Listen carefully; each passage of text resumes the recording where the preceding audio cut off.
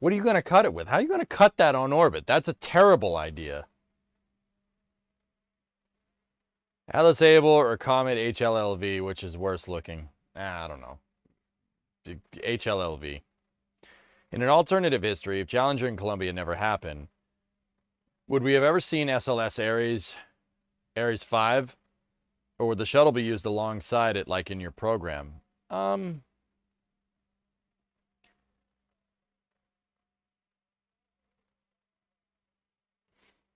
That's a hard question, man. I suppose that if Challenger didn't happen, the shuttle ramps up, and when the shuttle ramps up to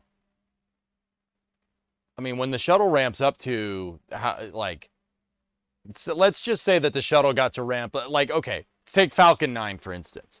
Falcon 9, the shuttle was supposed to fly at the rate that Falcon 9 flies at this year. That's where they wanted. They were aiming for like 70 missions a year.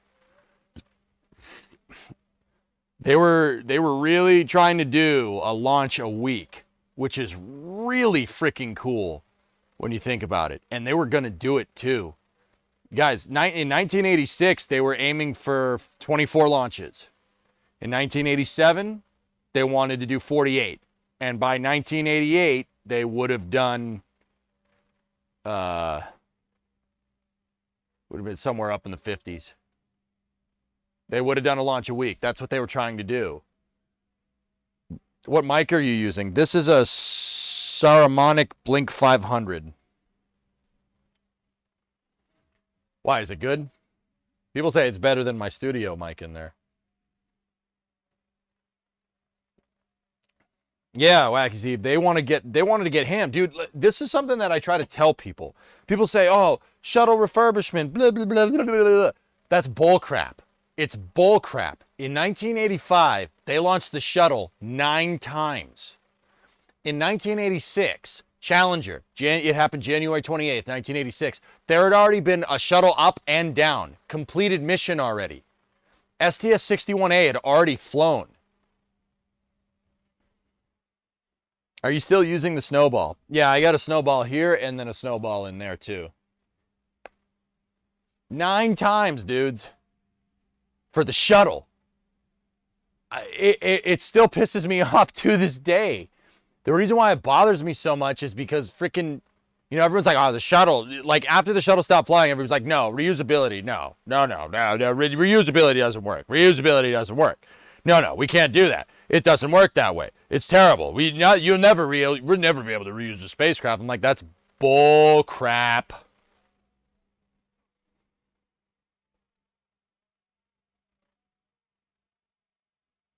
He's been absent 9 times. I got him. I got you, Ferris. If they were planning for 40 plus missions in 1987, wouldn't they have a huge astronaut corps in 1985 to train for them? It's basically what they were ramping up for, Jim. If you just look at NASA's astronaut classes, right? They started recruiting like crazy. So there's a Mercury 7, and then they had a new astronaut class for the Gemini program, and then they introduced another new astronaut class for the Apollo program on top of the core that they had, and then they stopped. When the shuttle program started ramping up in the late 70s, that's when they started recruiting astronauts again. And by the 80s, the astronaut corps was huge. It was freaking huge. There was a lot, dude. There was a lot of pilots. A lot of people flying on the shuttle. I still think the shuttle would have suffered from funding at that clip. Yeah. Yes, it is, Donald. Yeah. Yeah, X-37 was up there for 900 days. It launched in 2020. You guys remember?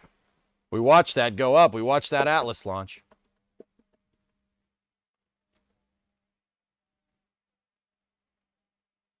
Hey, Mind Drive, 22 months. How you doing? I'm good. We're just winding down from about 10 hours of KSP and rocket launches. We watched Falcon 9. We watched Galaxy go this morning. And then, yeah, been just grinding out stuff in KSP all day. I got Jebstone 4 up and running.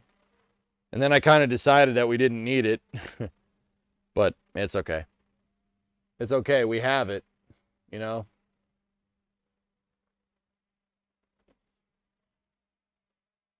So I'm just chilling before GTA racing in a little bit. Still got plenty of stream left. Got plenty of stream left. I got plenty of beer left. Everything's good. How you doing, Mind Drive? Does the X-37 ever fly on Falcon? Yeah, of course, Reagan. It's flown on. It's the Falcon 9 has put it up in space 2 times, I believe. Atlas has done it twice, and Falcon has done it twice. This one was launched on Falcon 9, or not Falcon 9. This one was launched on Atlas. I know that Falcon 9 brought up OTV-5 on the OTV-5 mission. Yeah, there you go, Ian. Yeah, you said it right. It's 1 on Falcon, 5 on Atlas. Yeah, OTV-5 was flown on Falcon. Sorry, I said 2. It's 1. Excuse me.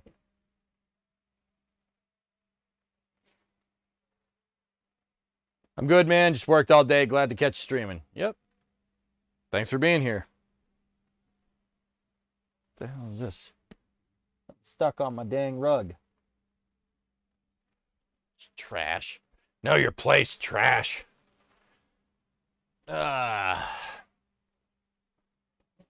See, the lapel mic is cool because that means I can chill back here,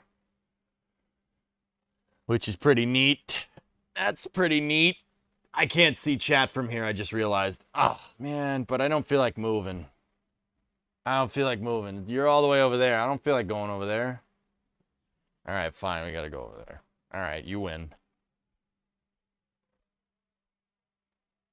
Have you found that bulb yet? Bulb?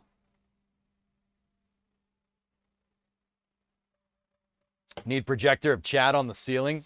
Yarg, that's not a bad idea. I was thinking about getting a projector screen and just putting it there so I can see chat anywhere in the garage. I love the chill garage stream breaks. A nice change of scenery and 100% interactive. Yep, yeah. This is cool. Actually, you know, like, I don't like the channel points, dude, but the garage stream break stuff is actually pretty cool. Because you guys want to know the secret? At least I'll tell you my secret to doing long streams. You guys seen it. I can stream for like 10, 15 hours. It's really not a big deal. The secret is to break it up. That's the secret. That's how I'm able to do long streams. Streaming Kerbal for like 10 hours straight, 8 hours straight, that's really difficult. It is really hard to do that. But if you play 4 hours of Kerbal, 4 hours of Space News, 4 hours of another game, and then 4 hours of After Hours, that's easy. That's easy to do. Extra chat monitor in the tough enough bed, I'll just bring my phone over there.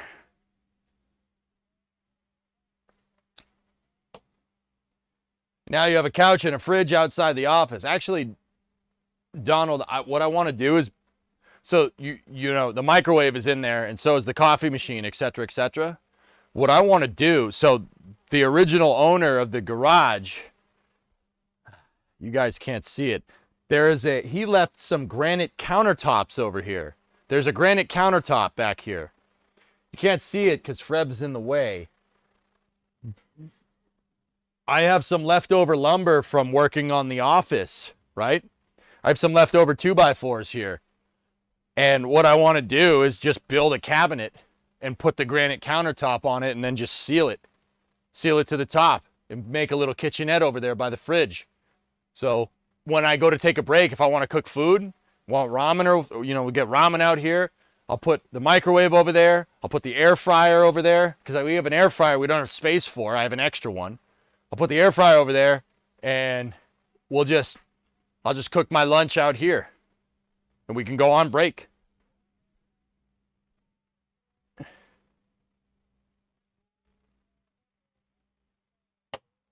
And before Brimo starts calling the garage the doghouse. So I just had a crazy thought, EJ. Could we use AI tracking to follow you and then have the garage cam on a mount and actually track around the room?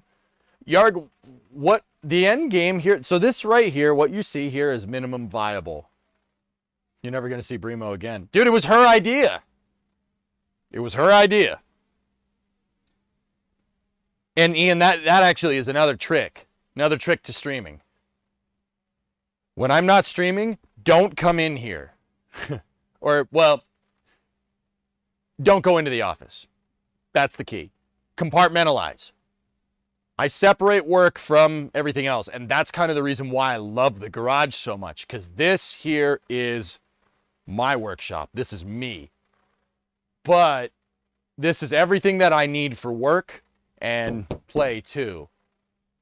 And that's not in the house, so I can compartmentalize it. I did it with the apartment to an extent, but I didn't go into the office.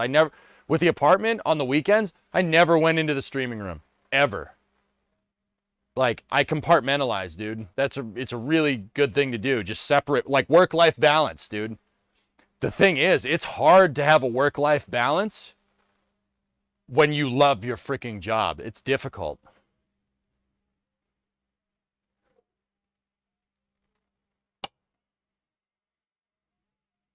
Isn't it chilly over yonder? It's going to be soon, Hooded. Yeah, it's gonna be soon. But dude, it was 20°C here today. 71 degrees. And it's been like that for the last couple of days.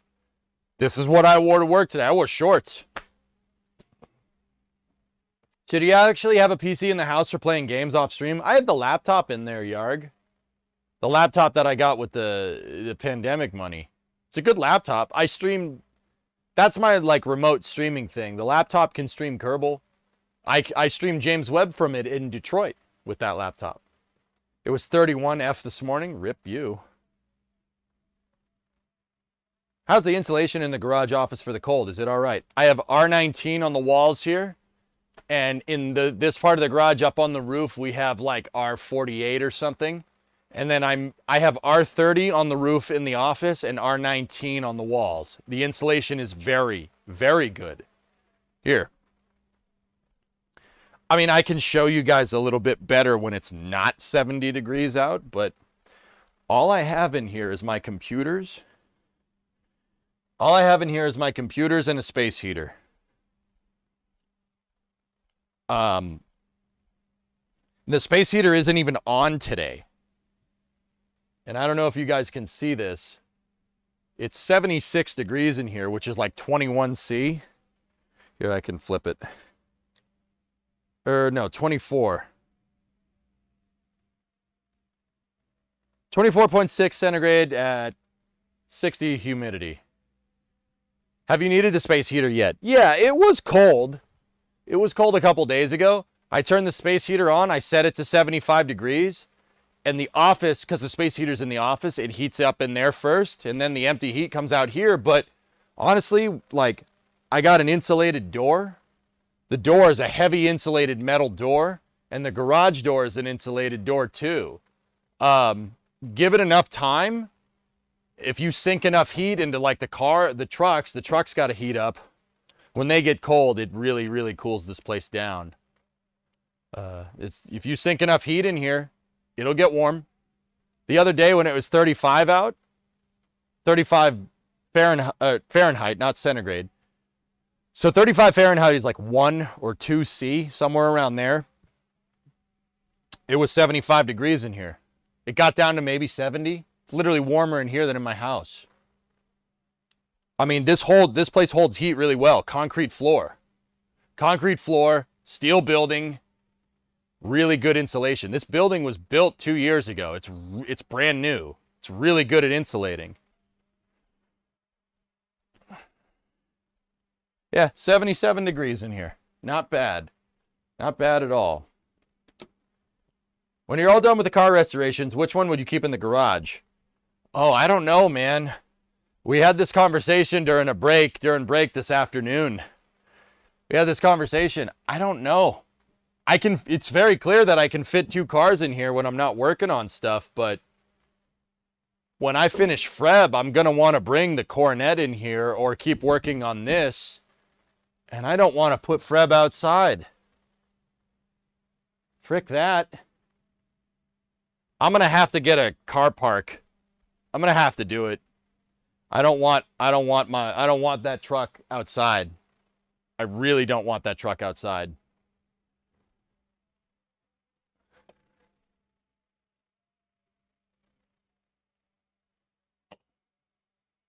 So the R factor is the factor of insulative It's the insulative properties of insulation. The higher the number RDM, the better it insulates.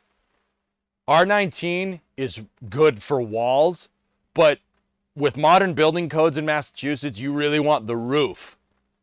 You want the roof to have really thick insulation. Why? Well, heat goes up. If you can hold the heat up there, it'll gradually fill the whole room up.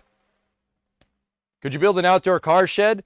I was thinking a lean-to for the garage. A lean-to over there. Just build a covered lean-to on the side of the garage. Is the corn up next for work after Freb is finished, or finishing up the 250? Well, Ian, I daily this truck. I daily this and the Mustang. So, yeah. What I would really like to do is take the Coronet completely apart and frame off resto it in here. That's what I would like to do. What I did with Fred, but do it with the Dodge. Take it completely apart, fix all the metal, do all the metal work on it, learn how to weld while doing it. I mean, I got to patch some stuff on Freb too. Yeah, Freb needs some patchwork, but yeah.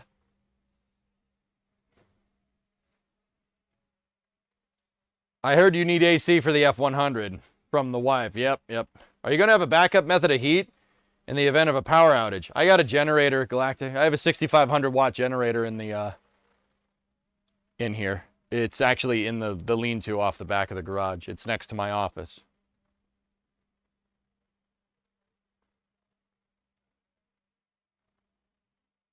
Do you have room for an expansion with another wide bay? Yeah, Jim. Dude. Oh, yeah. Jim, I could extend the garage another 40, actually, yeah, another 40 feet that way. And, yeah, no problem. We could go that way with the garage. I can go that way with the garage. Dude, I'm sitting on a huge plot of land. Huge plot of land. The problem is if we go that way, we're going to have to start cutting down trees, and that gets expensive. There's trees surrounding most of the garage.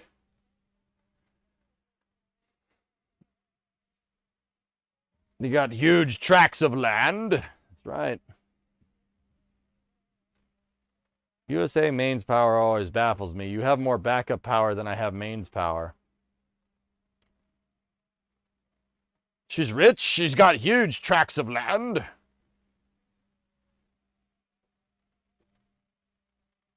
Your main power, Spraz, is less than 6,500 watts? Where do you live? My dad just finished building his college. Concrete pad in the basement with in-floor heating. Nice.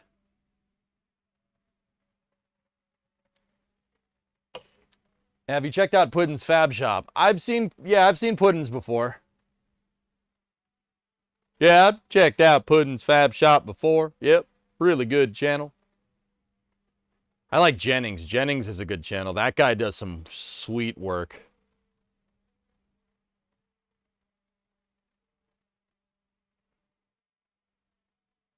Do you have a big deck? Oh, of course.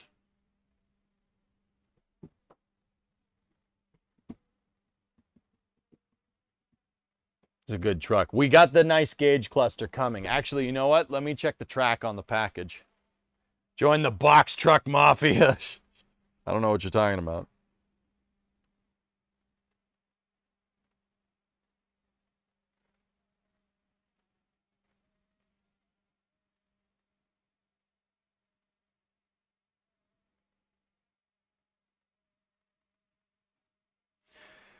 My buddies that I know in real life. Dude, did you see that plane crash? Yes. Could you explain what exactly a square body is? Well, okay. In car nomenclature, like car slang nomenclature, dude, you say square body, it's a Chevy. That refers to square body Chevrolet trucks from 1973 to 1987. Those are square bodies. This is a square. This pickup truck is a box. But you don't call this a square body. This is a Ford OBS. That's the slang term for this type of truck from the 90s. The Ford actually, it's not from the 90s. The Ford OBS ran from 1980 to 1997. This was the last year for the OBS. And then they switched to the body style that made the truck look like a sperm. Yeah. Now, Flykin, there are different versions. of square bodies. There are the bug-eye square bodies, and then there's the square light square bodies. The bug-eye square bodies go from 1973, I think, to 1978. I think that's. I'd have to double check that. I'm not a Chevy guy. But for the OBS Ford, you have 3 different types of body styles for this. What Ford does is they play Factorio. Ford is notorious for this throughout their history. I mean, Chevy is notorious for this probably even more. But what Ford does is basically they dump a bunch of R&D into a good chassis, into a nice chassis for the vehicle, and they really, really take their time designing a cab, door, and a bed. And that's it. Now, why? Why would you do that? Well, the reason why they take a bunch of time to do that is because they don't change it. Literally, so I can take parts from a 1980 Ford F250, and some of them will bolt to this. They'll bolt up. Because the frame is the same. Ford doesn't change it so they can keep manufacturing the same thing. And just like rockets, you manufacture more of it, the price is going to go down, right? Trucks are some of the best-selling things in this country because they're useful, right? 88 to 98 for OBS. Yeah, OBS Chevy is 88 to 98. That's right. So, like in what they do, what Ford does is, you don't want to keep making the same truck for 18 years. So they redo some things from time to time, okay? So this right here, you see how it's nice and smooth on the front? This is called the Aero style. OBS Aero style ran from 92 to 97. Before that, there was the brick nose, which had a really kind of squared off front that looked like a brick. Right? So that ran from 88 to 91. And then before that, they had the bull nose. The bull nose ran, which is like, this kind of looks like a bull nose truck, but the bull nose is much flatter on the front, but it has a single case headlight here with the running light right there. And then you have your grille actually doesn't have 2 splits in it. It has 5.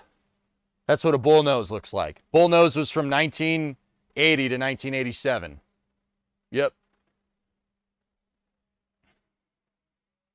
Bull nose Fords are cool looking. They're really old school looking trucks. Like here. I actually have one on the front of this catalog. Here, I'll just bring up the other webcam. Give me 1 second. So, that's a bull nose. See?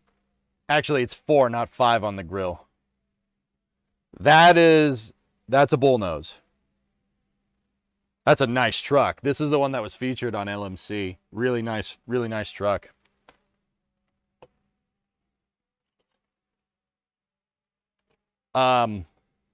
Yeah. Yeah, those are cool. Now, Thomas, the cool thing is that, so let's take a look. We'll take a look in the parts catalog. Actually, I have a desk cam for this exact reason.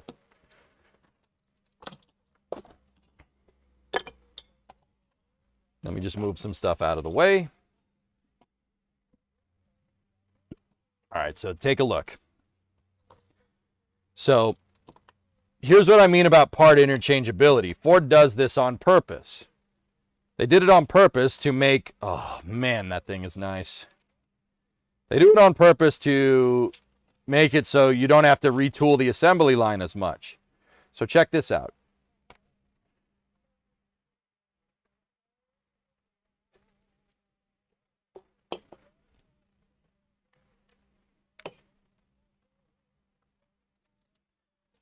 So Thomas, I can swap the core support on this truck. I can swap the core support on this truck, and I can put a bullnose clip on this, and they sell the parts to do it. If I want to get a bullnose clip, it's actually over here.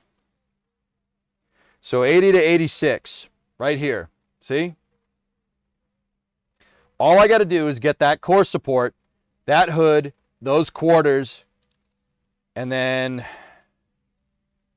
the grill is a little bit over here. There's the cab mounts and stuff. Body panels. I can buy the core support for it, and I can do a bullnose swap on this thing. I could make the truck look like that, with that grille and that hood. It'll bolt directly to this because Ford didn't change the cab. They never changed the cab. From 1980 to 1997, 17 years, they made this cab right here, the square body OBS cab, and that pickup bed. I can take a pickup bed I can go find a pickup bed from a 1980 F250, and it'll bolt to this truck from 1997, which is really freaking cool. The fender, so if I wanted to do a bullnose swap, I'd need new fenders and a new hood and a new cowl, the cowl piece. You'd need a 1980s cowl. So cowl, hood, 2 fenders, and the grill and the core support, and that's it. That's it. Everything else will bolt right back in. Yeah, it's the reason they do that is so they could, why do you need to change the cab? Just make the truck look a little bit nicer, keep selling it. It's a truck, who cares? That's correct, Donnie, and Ford did it again. Exactly. It's not 99, it's actually 97, Donnie, I think. I think 97 to 2016. Super Duty, the Ford Super Duty cab, which is the successor to the heavy duty truck line. They didn't change it from the late 90s all the way to 2016. They didn't change it. Why change it? It works.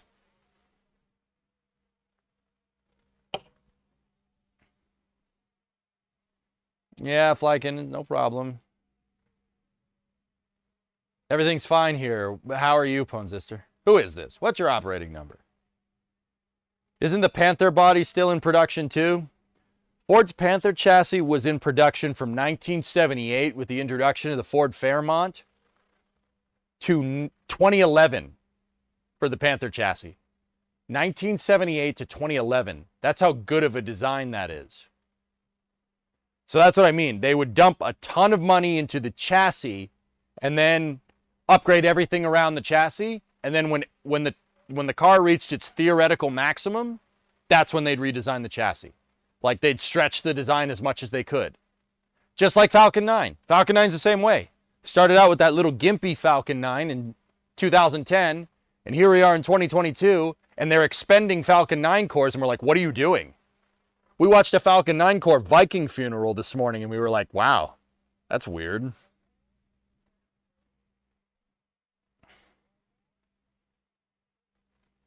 Ford's medium-duty trucks had the same interior from 1980 to 1998.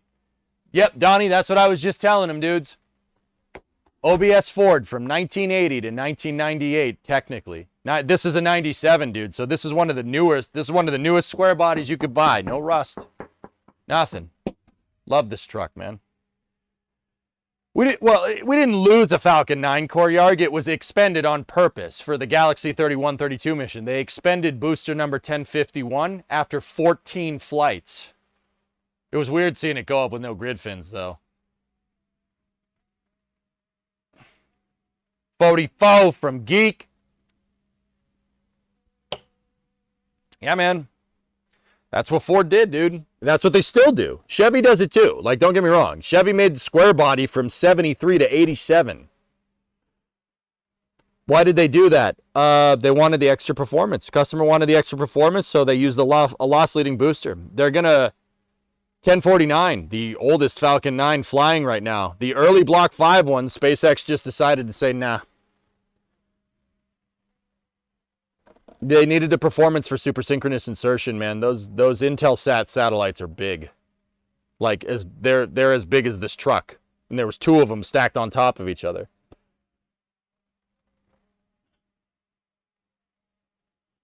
Do they still do the entry burn for the booster or just let it burn up? Yeah, Creo, I don't know. I'm going to say no. They didn't do an entry burn. They just let the thing burn up. Why not Falcon Heavy it instead? I don't have the answer to that question, Yard, to be 100% honest with you. Yeah.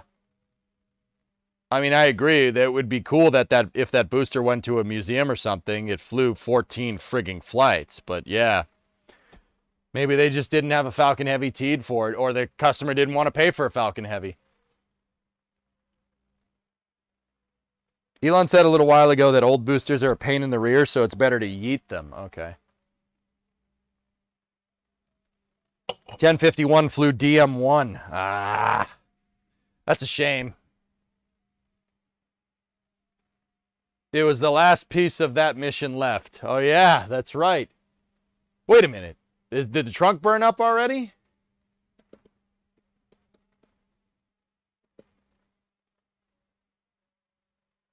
The square body Suburban made it into the 90s.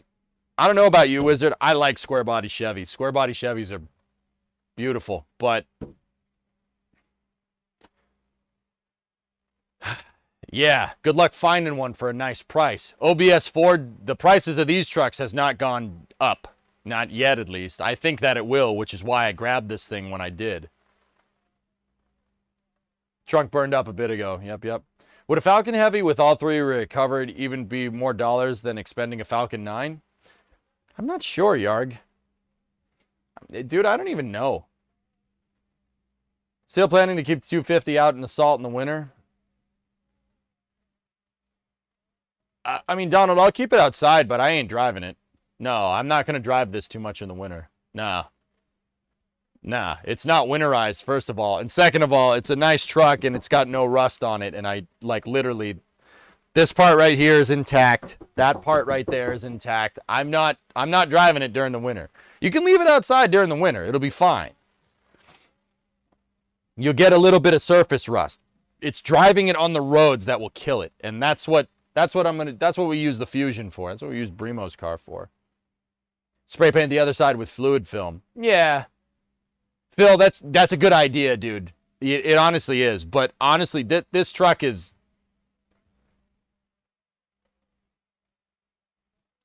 Dude, I have other cars I can drive. I have other cars. And this thing sucks in the snow. It's a 4x2.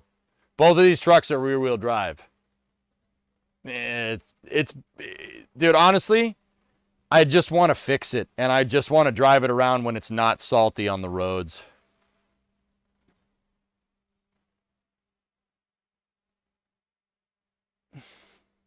So what I'd like to do, I mean, I don't know, maybe eventually is winterize the thing.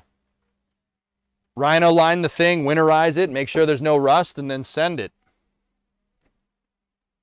I'd love to take this thing apart and paint it back to fleet white. This truck was originally this color here. It was originally this color, and yeah, I'd love to paint the cab to match the bed. This is spray paint, guys, from the previous owner. Hoonigan beat the trash out of this truck. Like, once again, they weren't... they beat the trash out of it with the intention that it wasn't going to get driven across a continent after. So, like, it's not anything against them, dude. I mean, it's a heavy-duty truck. It took it just fine. It's here. What's stopping me from painting it? Oh, I'm not painting it in here with the other truck and everything next to it, dude. We'd have to get this place ready for paint. But yeah, I'd like to take the bed off again and paint the chassis and stuff. Chassis is painted to an extent, but it's only in the very back. You see that roadkill episode of the old tow truck that the dude made? Yeah, where they drive. Yeah, I've seen that. Can you check the donations? I sent you one. Sure, man. It's hard to hear the notifier out here, dude, so if I miss it, I'm sorry.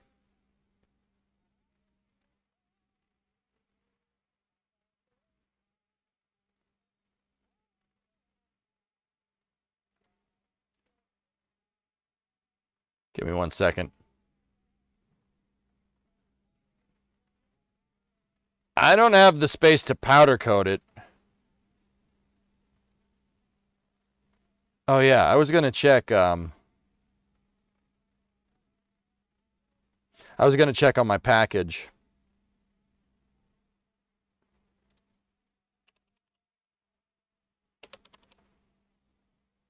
Give me 1 second, dudes.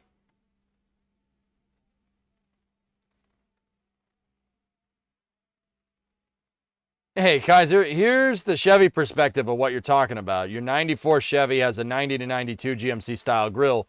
Went from composite headlights to sealed beams and swapped out the GMC logo on that grille for the Mexican Cheyenne emblem. Let me see. Ooh. Ooh, I don't hate that.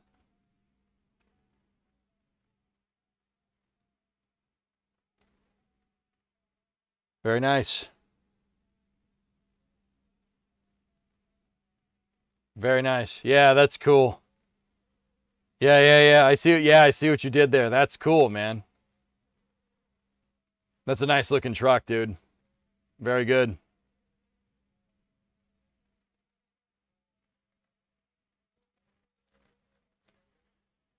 Check your package off stream. Yeah, shut up, Donald.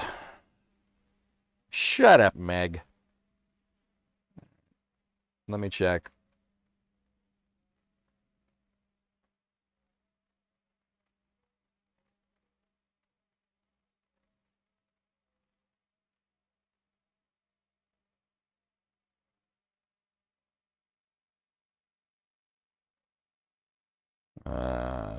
Give me 1 second, guys. I gotta find the tracking number.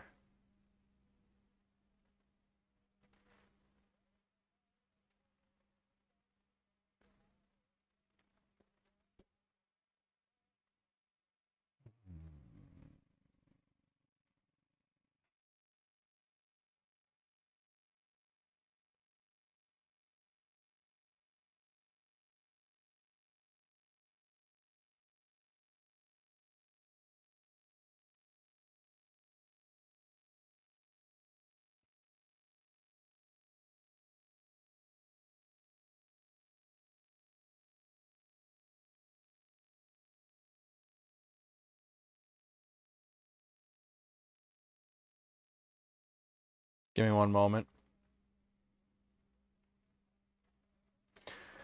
Oh, it's in Boston. It's in Boston. It'll be here Tuesday. So Tuesday we'll finish the gauge cluster saga. I just hope that the guy on eBay knows. My eBay account still has my old address on it. And I sent him a message saying, hey, can you ship it here instead? And the guy said, yeah, but all the eBay stuff still says my old address.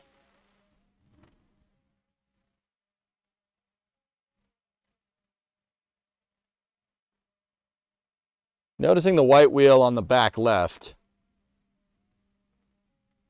That one, it's gray. And that rim is going to stay gray, despite the other ones being black. The reason why is that that's the tire that came off. Tire, not the wheel. The wheel that came off is junk. It's over there somewhere.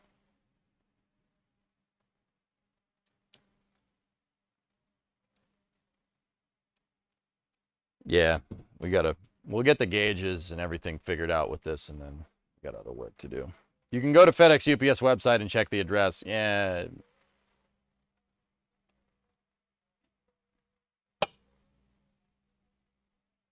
A lot of sellers won't do that because they can get screwed if you go to eBay. That guy said he would, Phil. I talked to him. He's a nice dude. He said he would. He said, yeah, I'll make sure it gets to that address. All right. Sweet. Thank you.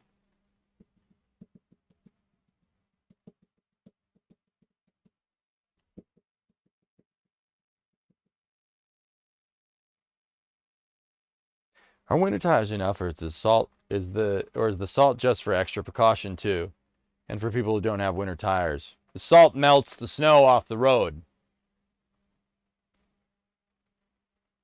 USPS 10.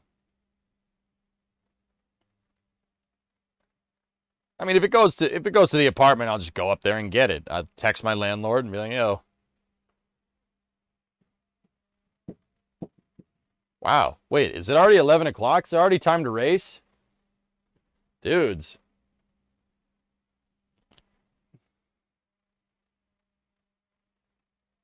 Well, before it shipped, 10. I sent him a message right after I bought it the other day.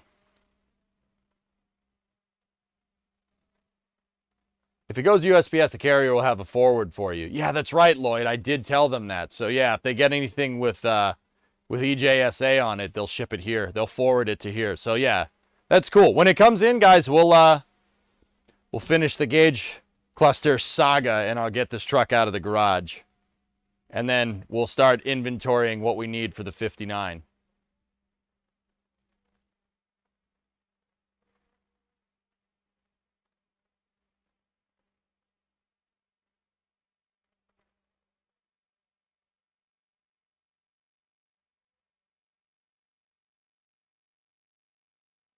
Yeah, Blinker, the salt melts the roads. But actually a cool thing that down on the Cape here, they don't salt the roads, which is actually pretty cool.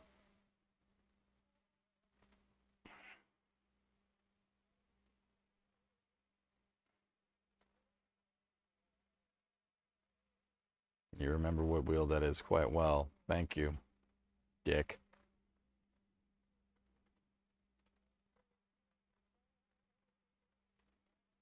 Why don't they salt the roads on the Cape? Water table. They don't want the salt going into potable water. Dude, it's a peninsula. It's a peninsula surrounded by ocean water. There's not a lot of potable water out here. So they don't salt the roads because they don't want to contaminate the water. That, and by the ocean, dude, it doesn't really snow down here that much, which is actually cool.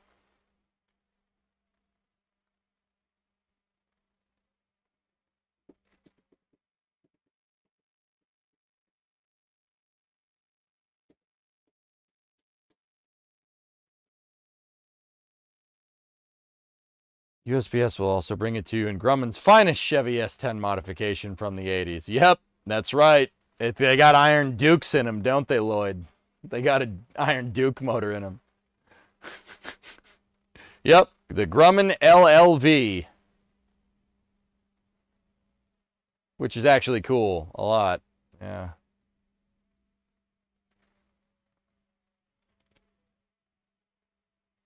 Good old Iron Duke.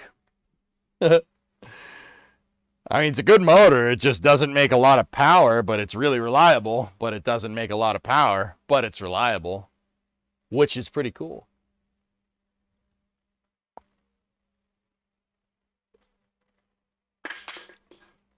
All right, we ready to race?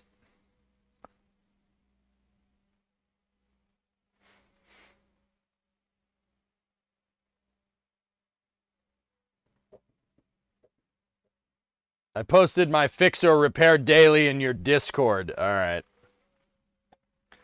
All right, where'd you post it?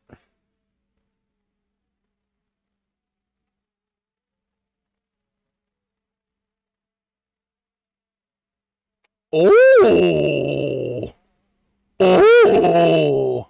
Pick up that can. You, pick up that can. No. Nah, son.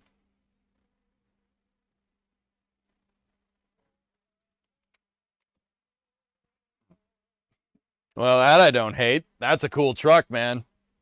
Hey, XTC. 26-month resub. Thank you.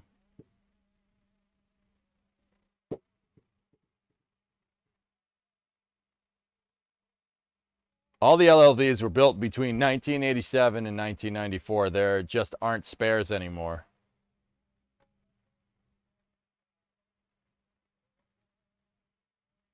You should find a scrap car and pull the dash and seat. I already have a Supra seat on mine. Yeah, that's wicked, man. It's a lot nicer than mine. It's a lot nicer than mine. But I like mine. But we saw that it's leaking oil, which is not good.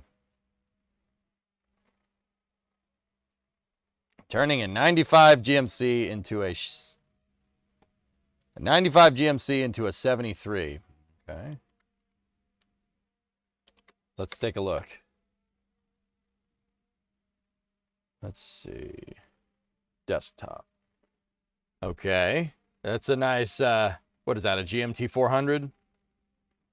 What the hell?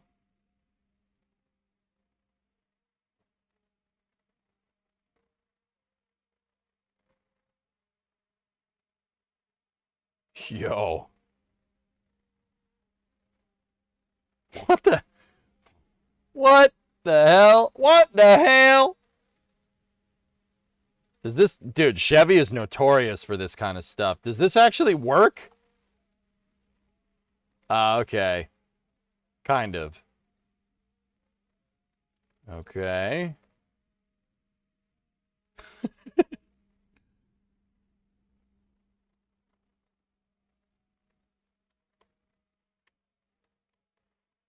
All right.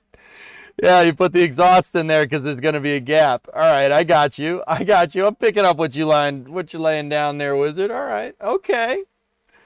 Dude, I like how it sits. Don't look bad. That's for sure. The GMT 400 frames had a lot better rust mitigation than the square body frame. Now, like, does it bolt? It doesn't look like it bolts from those pictures, though.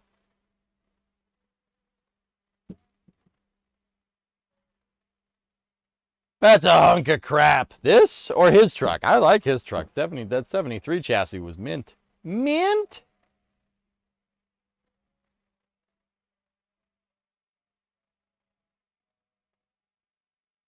The shop around here, I can't remember what it was, but dropped a 60 Chevy muscle body on a new Cadillac Caddy SVT frame interior. Interesting. What motor is in your OBS? 351, dude. His truck. I love yours. All right, Junie. Right on. Nah, that's a nice truck, man. I like all trucks. Jiggle your arm. No. There you go. Yeah, this thing has got a 351 in it. It's a 351, but here. Pop that. But here, take a look. Over to the webcam. So take a peep. I got the anti-theft on there. See that? See the anti-theft device right there?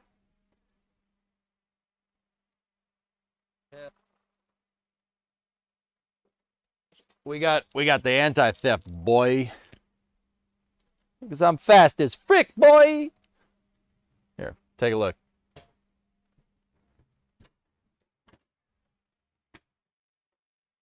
Come on, you.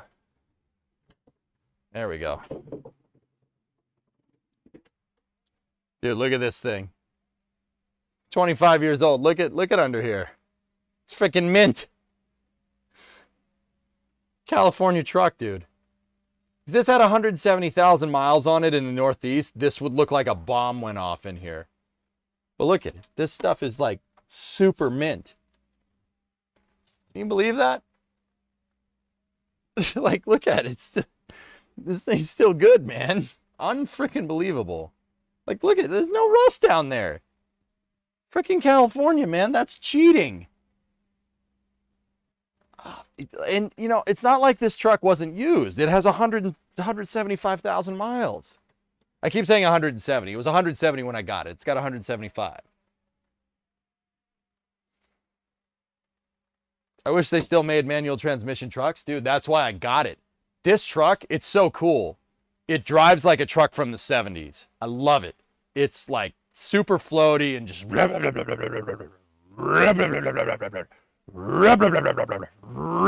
I love it, man. Yeah, it's like, and she's mint. That's why I bought it, dude. Because I knew it was good. Dude, I haven't really done much. Haven't done much down here. I mean, runs. We do have a problem, though. It is leaking oil, which is not good. But it's a slow leak, so... No, I bought it because I like this truck. I mean, Hoonigan, I bought it because Hoonigan, and that's cool. But I like OBS Fords. I've always liked OBS Fords, and I wanted one. And that, dude, you know what the weird thing is? I've always wanted one, but you know how, like, they say that bull crap, like, you know, oh, when you find the car that you want, you'll know? You'll know? Well, dude, even while I was watching Scumbag Labs, I was like, man, that's a really nice truck, and it's a manual, and you know, it sucks that they're probably just going to junk it. And when they put it up for sale, I was like, let's do it. Let's do it. Trucks, they didn't beat the crap out of it too much. Yeah, it's from Hoonigan, man. Oh, yeah. It's a Hoonigan truck. Look.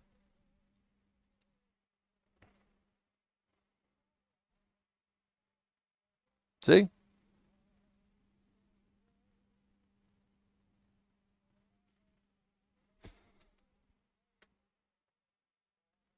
Yeah, I bought this truck from Hoonigan. We went out, that was Route 154, Craylod. Yeah, this was on their YouTube channel. This truck was on their YouTube channel. It was on a little syndicated web series show that they did called Scumbag Labs. If you watch the Hoonigan YouTube channel, yeah, they Scumbag Labs, they did plywood burnouts. They made plywood rims for this and did plywood burnouts with it. And then dropped it from a forklift and then doused it in ice cream. They did a bunch of stuff. Do they post their car listing somewhere? They post them on Insta when they sell stuff from time to time, yeah. This I saw on their YouTube channel. I saw it on their YouTube channel, and I'm a pretty big Hoonigan fan. I've watched their YouTube channel almost all the time. And I knew some of them. Some of the people that work at Hoonigan stream on Twitch, and I know them. We actually become pretty good friends. Go figure. Yeah. This, like, that video just got, like, I remember one night I was watching and they just posted the video, right? And they were like, yeah, we're selling the F2 shitty. And I'm like, So I sent a message to one of my buddies at Hoonigan and I'm like, I want this. How much? How much is that truck? Do you have the title for it? And yeah, my buddy Hurt, who streams Hurt Life on Twitch, Hertlife. He's a good dude. Fun streamer. He does a lot of drifting and stuff, like in real life and on Twitch. And Apex and stuff. He's a good guy.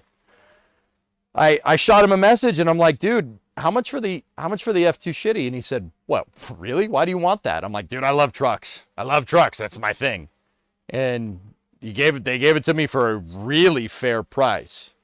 And it had the title, clean freaking title. And I'm like, yo, that's mine. I want that. 20% probability of violation. Good, Thomas. Good. Yeah, Phils, they beat the trash out of this truck. Scumbag Labs on YouTube. Hoonigan channel. Once again, there's a Ford truck on it. This is the truck. It used to be white. Then they painted it black. And then they painted it blue. Or no, they painted it white. It was white from the factory. Then they painted it blue. Then they painted it black. And then they painted it red.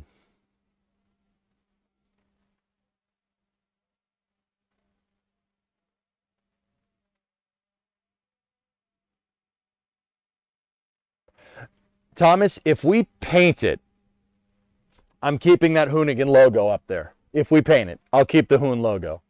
Or if I can't save that, what I'll do is I'll paint Hoonigan. I'll repaint it. I'll repaint the Hoon logo on the roof. Yeah.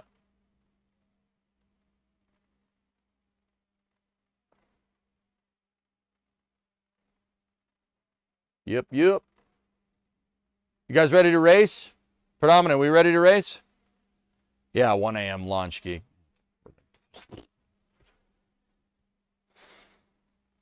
Should be as easy as paint around it and clear coat over the whole thing. Yeah, I can save that. I'll save the Hoon logo up there. And yeah, I'll mask it off and, you know, I'll sand it so it's level with the paint. And we apply the paint, I'll just clear coat over the whole thing. I don't know if I can, maybe. There's a new car to look at. All right, cool, man. Yeah, 4 days for Artemis. It's on the 16th. Clear coat the roof. Yeah, I'll probably do that. Yeah, we'll clear the roof. I just want to clear coat the Hoon logo. But I want to paint the truck white again. Dude, this truck, look. If it gave me a lot of trouble, more than like the wheel falling off, which I still don't know how that happened, but whatever. If it gave me a lot of trouble, I wouldn't paint it. But dude, this thing never, except for the wheel, it never put up any problems. There was the wheel and there was the fuel pump. So we swapped the fuel pump because it ingested water, right? I'd put a fuel pump, a fuel filter in this thing, and the wheel, and that's it. We never had any problems from the transmission. I never had any problems, believe it or not, with the electrical, even with the hot wired ignition. I never had any problems with it. The thing's a survivor, dude. It doesn't go away. The F2 shitty just keeps going. It doesn't stop. We cleaned the diff out, but dude, the diff ate through the freaking welds. The spider gears just ate the freaking weld for breakfast and spit it out into the freaking bottom of the diff. You saw me and Joe clear that out. Me and Brimo's dad, we freaking, dude, I can't believe that. I can't believe it ate right through it. Oh yeah, sleepy. Smoker's doors, dude. Smoker's doors are for winners. I love smoker's windows. I'm not even a smoker. This thing is the best air conditioning, dude. Yeah, the rear diff's still intact. It's a Sterling 1025, Phil. It's got carbon steel gears, man. They're hardened. Well, maybe it's not carbon. It's hardened steel. They welded the diff. Hoon welded the diff. It ate through the welds. The spider gears ate through the welds. This thing looks like the gears on this, the teeth on the gears look like a hockey player. Still goes. Truck literally doesn't give a frick. Who's Joe? Joey Blue Skies. That's Brimo's dad in chat. Me and Brimo's dad took this truck apart at the house that Brimo grew up with in Michigan. And then we went part hunting in Michigan. Dude. I know it seems like kind of, well, no crap, EJ, but Michigan has a lot of car parts. There's a lot of good pickings in those junkyards, man. 95 was going for a Yo Mama joke. Yeah, I know, but he's dumb, so I just changed the subject.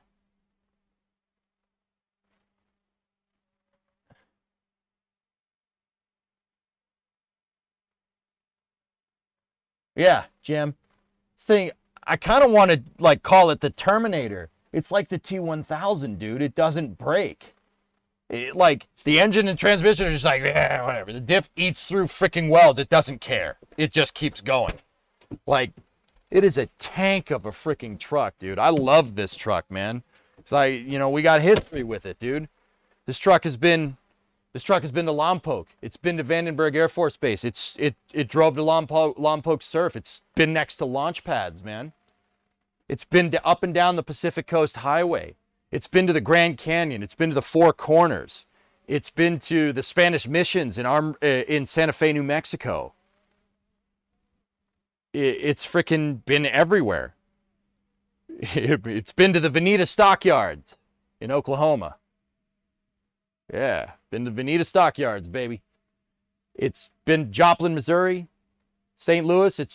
I drove this thing right past the Gateway Arch. It's been to Indianapolis. I drove it to IMS, Indy Motor Speedway. I have a picture of this truck right outside IMS. I drove it to Detroit. It's been to Ford World headquarters, man. I parked this truck in the parking lot of the building where it was designed in the 80s. That's cool. It's been to the River Rouge, Ford's original Gigafactory. It's been up and down the Erie Canal on I-90 through New York State. It's been everywhere, man. I love this truck, man. Brimo and I never getting rid of it. Brimo won't let me sell it. She's like, you're never selling that. No, I'm like, oh, damn, don't twist my arm, woman, jeez.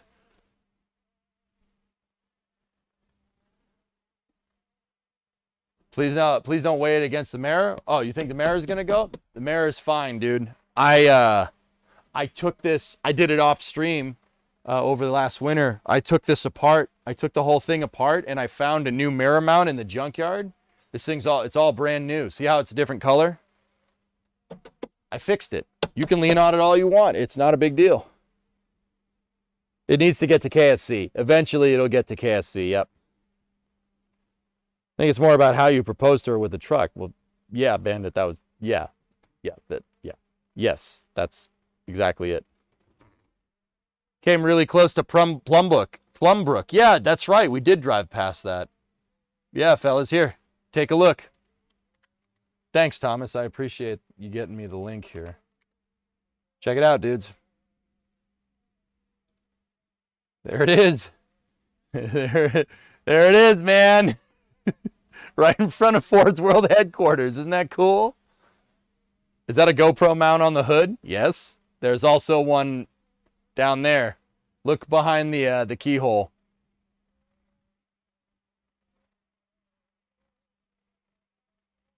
Yeah, man. She's been everywhere.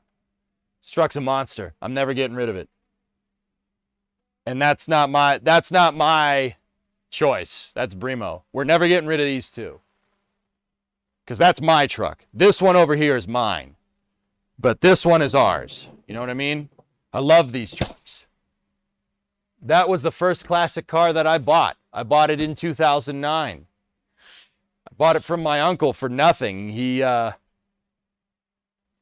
didn't want to sell it to me, and then I graduated college and he gave it to me for a good price. So the 59 is my truck. I delivered pizzas in this thing. And delivering pizzas was, yeah, that's what I did. That was the job I had when I started streaming. I was delivering pizzas in the summertime, 2011, 2012, 2013. I would deliver pizzas in the summertime with that thing. It's pretty cool. Damn it, man. Now I want to drive my truck and I can't. Well, I can't drive mine either. The gauge cluster is, well, I could drive it right now. Hey, if you ever make your way down to Texas, let me know when you're in Dallas and we can go grab something to eat. Absolutely, Sleepy. Sure, man. Yeah. I want to complete the saga with this thing, dude. I want to just keep the maintenance going and just see how much we can get out of this 351. But, you know, I want to make it trick. You know, I want to make it nice. I want to paint it. But I want this thing at KSC. I want it at Boca Chica. I want this thing to go all over the U.S. I want to see how much action we can get out of that 351 before it croaks.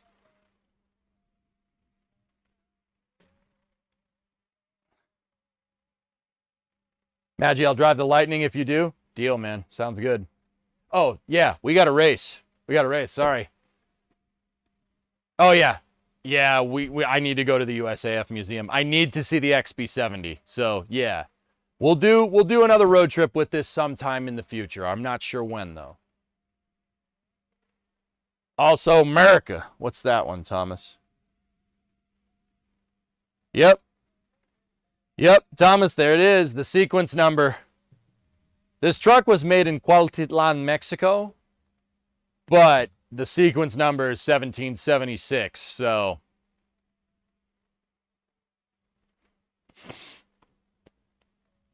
Yep.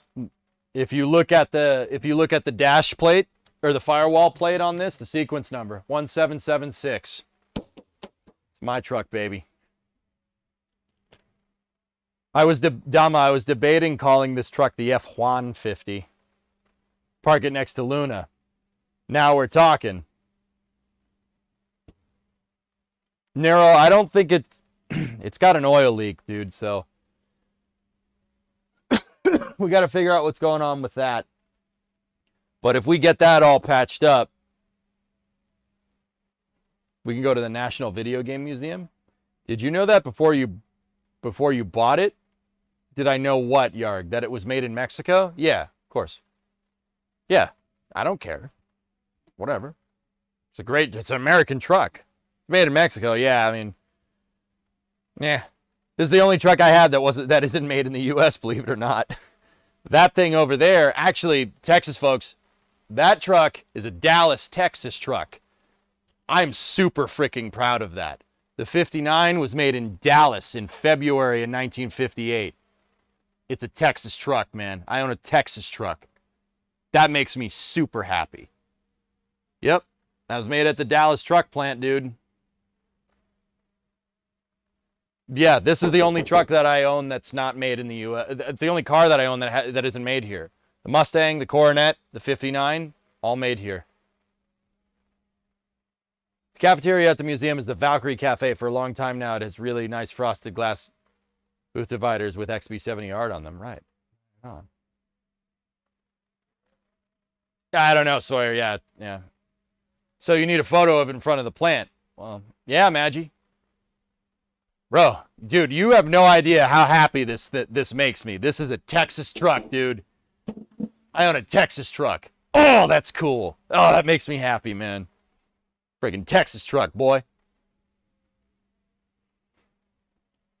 Speaking of Dallas, did you already talk about that crash? Yeah, that's... I talked about it. So, Spraz, people were like, hey, watch this. And I watched it, and I'm happy that I watched it off stream because it's brutal. Brutal. I was just like, dude, I'm not watching that again. I don't want to talk about it anymore. It's terrible. Speaking of terrible accidents, how about we go race? Let's go race. Did you buy the replacement dash yet? Yeah, Anth, it's coming. It should be here on Tuesday. Yep. We'll put that all back together, make it look nice. I was asking if you knew the sequence number before you bought it. Oh, no, Yarg, I didn't. No, didn't see that. Yeah, no, I didn't see it. Now, don't get me wrong. The sequence plate is not the sequence number from the VIN. This was the... So, hold on, give me 1 second. This truck was the 42,280th line to roll off the assembly line in 1997 from Cuautitlan. So it's a whatever sequence number. The build sequence number is 1776. So also shameless plug for this. Hear that noise? Oh.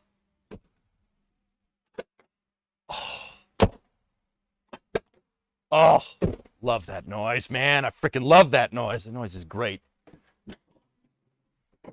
So the sequence plate number. So this plate number over here.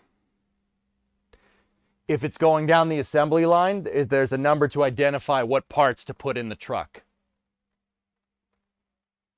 The filter's taking too much out of it. Oh, screw that. Hold on.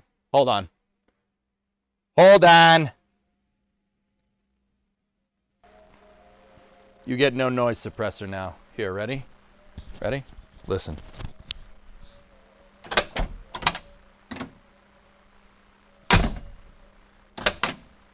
Oh.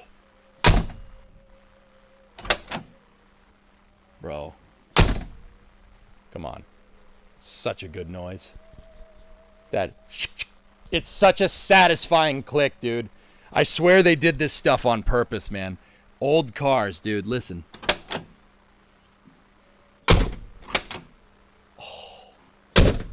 Oh, dude, that sounds like a truck door, man. I love it. So the inside of the cab is blue, but you said it was originally white. I thought you were going to bed, man.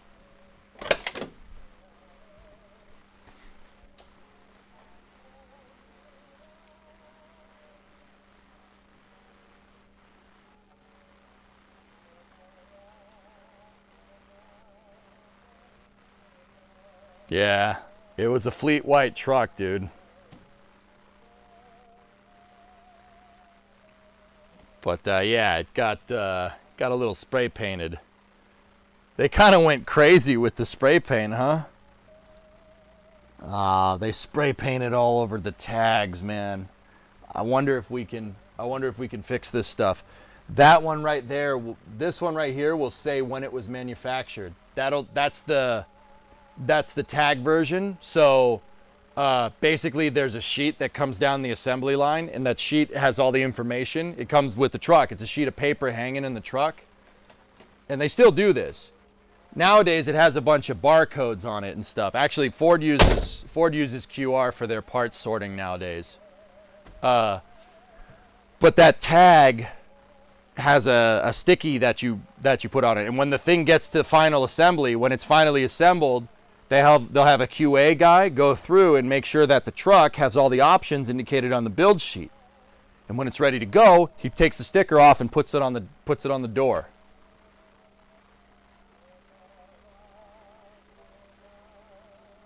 Sound is much better. Leave it like this. Wait, what? Start with some citrus spray. I have this.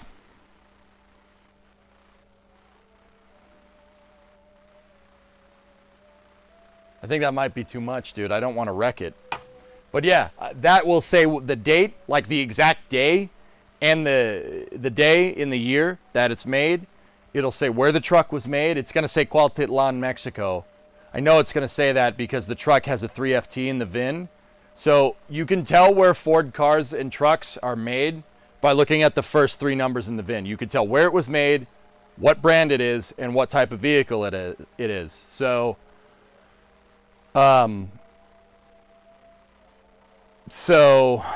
like, okay, let's take this truck for instance. The first 3 digits on the VIN are 3FT. So 3 is Mexico. The only place they made pickup trucks in Mexico was Cuautitlan. So 3 is Cuautitlan, F is Ford, T is truck. So 3FT. It's a Mexican Ford truck, and that's exactly what it is. My Mustang, for instance, is 1FZ. Okay? So 1FZ is Michigan, because Flat Rock, Michigan is the only place where they make Mustangs. Well, that's probably changed now since they globalized the platform, but for 08, Flat Rock, Michigan was the only place where they made them. That's just south of Detroit. So it's 1FZ. So 1 Ford Z. Z is the code for Mustang. Go to the Mopar dealer.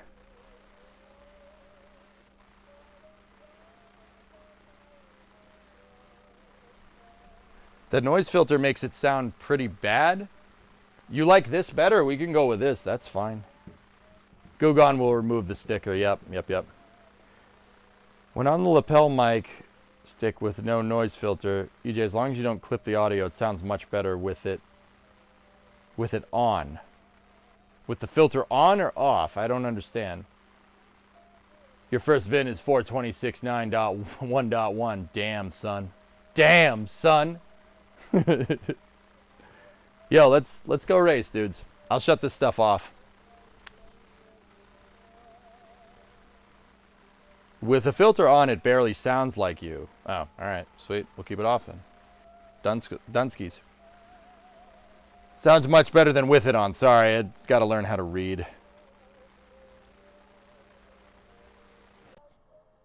So, I'll switch this back.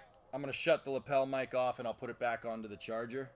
You sound pretty flat with the filter. Oh, alright.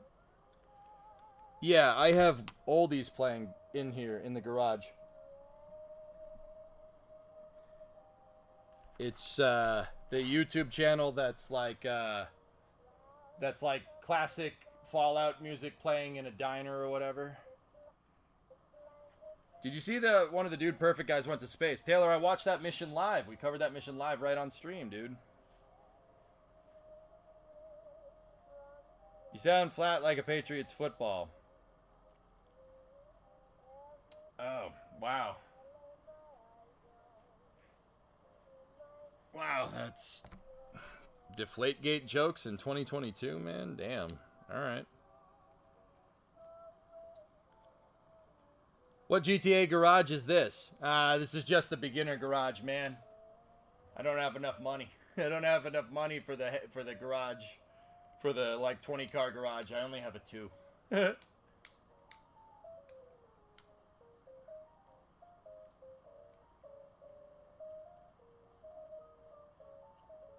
I don't know much about your heathen sports. Yeah, I know. It shows. So when you try to make jokes about them, you sound like an idiot. Yeah. Thank you. Cool. Sweet. All right, guys. I will be right back 1 second. I'm just going to go check on Bree. Make sure everything's copacetic on the home front. And then I'll get back. We'll get back and race some GTA. Jump into GTA. Race with me. Should be fun. I'll be right back 1 second.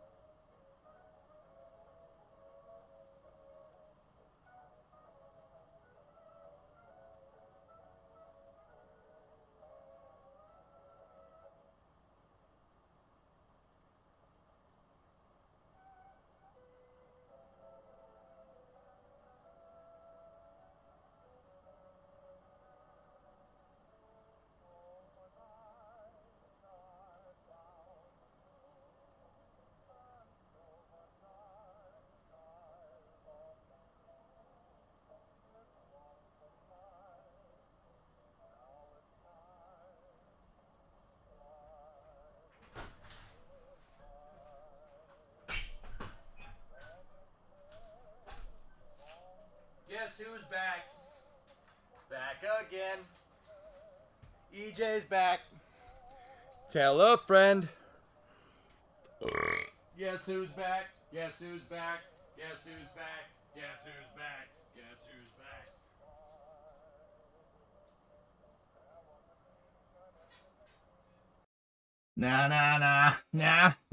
Nah. All right. Ready to do some racing, boys? Giggity. Let's go racing, boys. That's what he said, right?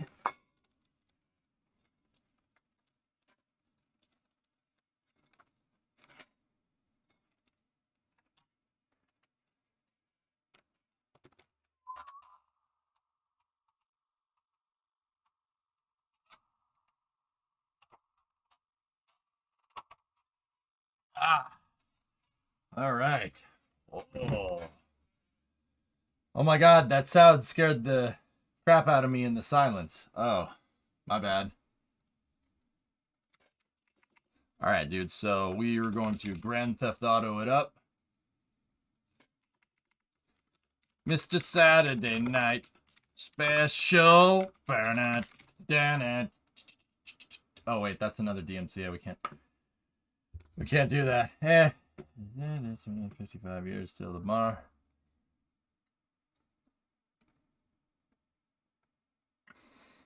Yeah, Maggie, good call. All right, let's jump into Discord here.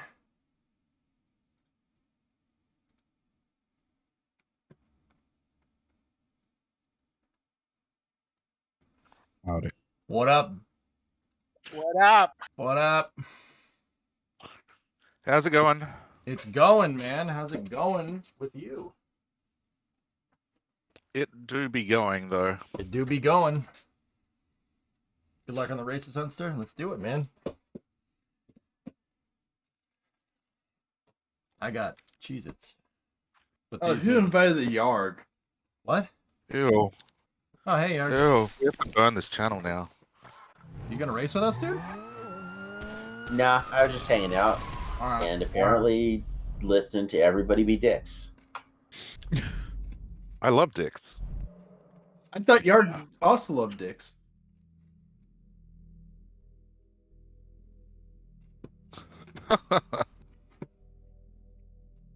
I agree. Digital. Guys fan. Ooh, Five Guys.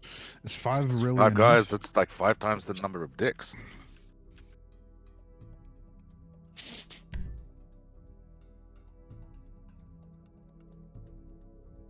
Okay.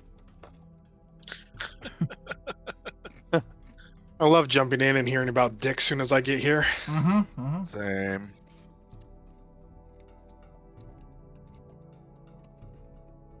Dude, I love watching the live telemetry while you're flying. It's so good. Oh, yeah? Mm. Dude, we gotta find a way to How log did you it. get that? You wrote it, dude. I wrote it, yeah. I was telling Predominant earlier, I was like, that would have been really helpful whenever we were trying to find out your thrust curve Yeah. for your. But like, where do you Car. how do you get the data? So I wrote a C# application. So it's a Windows application that you run side by side with KSP. It connects to KRPC and pulls all the data and sends it over an MQTT channel, which is normally used for like, you know, what the temperature is in your house and controlling shit. But it's designed for low latency, really, like lots of data. So it sends that across to my server, which I run a client on to graph it and show the values, and then I also store it in a time series database. Nerd. So is it different than the old telemetry mod? In that it is not the old telemetry mode. Telemachus, I believe, did that on a web page, Yarg, if I'm remembering right. Yeah, so the difference here is like, if AJ was going to host, if AJ was going to use that mod and let people see the data, he would have to expose his IP. What this is doing is relaying to a central server where viewers can see and EJ's IP is safe, and we can record the data. And so I've got heaps of ideas for it. The idea eventually would be to allow people to real time, using their own KSP, view the flight while he's flying. So they can look at the thing from different angles, they can change camera views, whatever, while he's doing the flight. Oh. But then also be able to play that back later, like, because he might want to go back to like the first shuttle flight that he did to see how that went, or just to check some values. That's actually what I was about to say. It would be cool to see if we had a way to like offload the data and then compare data between flights. Oh yeah, so this is what I'm thinking. If you have so there's a dashboard system that I use that'll allow you to, when you highlight over a particular time, it'll highlight the other data at the same time, so you can line shit up. And you have left-hand column is one flight, the right-hand column is another flight with all your different data points, so you can see it side by side. So does it actually get enough data that it could redraw where the rocket is and everything? Like, does it know the stages and the thrust and the mass and all that stuff? It knows all of that, so you can see really clearly like the mass decrease as he launches. The solid rocket fuel burning off and the liquid fuel burning up as well. Would it be able to draw your orientation correctly? Yeah, so we have orientation, we have position in terms of latitude and longitude. We also have position relative to Kerbin. We have